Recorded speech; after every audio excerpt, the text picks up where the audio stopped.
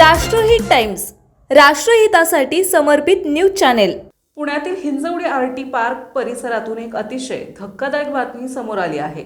एका 24 वर्षाच्या तरुण सॉफ्टवेअर इंजिनियरने आत्महत्या केल्याने खळबळ उडाली आहे। सुजल विनोद ओसवाल असं या तरुणाचं नाव असून तो वानवडी भागात राहत होता। तो हिंजवडीतील एका मोठ्या खासगी कंपनीत कामाला होता।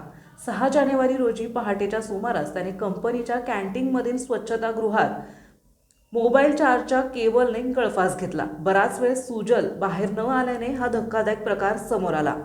मिळालेल्या माहितीनुसार सुजलने नातेवाईकांना मेसेज पाठवून सांगितले होते की त्याला ऑनलाईन सट्टा आणि बेटिंगचं व्यसन लागलं होतं।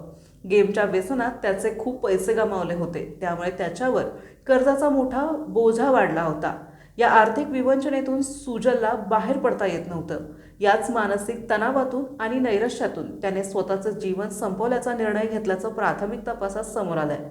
उच्च शिक्षण आणि चांगल्या पगाराची नोकरी हातात असतानाही केवळ चुकीच्या व्यसनामुळे एका तरुणाचा असा अंत झाल्याने हळहळ व्यक्त होत आहे। ऑनलाईन गेमच्या जाळ्यात अडकवून अनेक तरुण स्वतःचे नुकसान करून घेत असल्याचं या निमित्तानं पुन्हा एकदा स्पष्ट झालंय। सध्या हिंजवडी पोलीस संपूर्ण प्रकरणाचा तपास करत आहेत।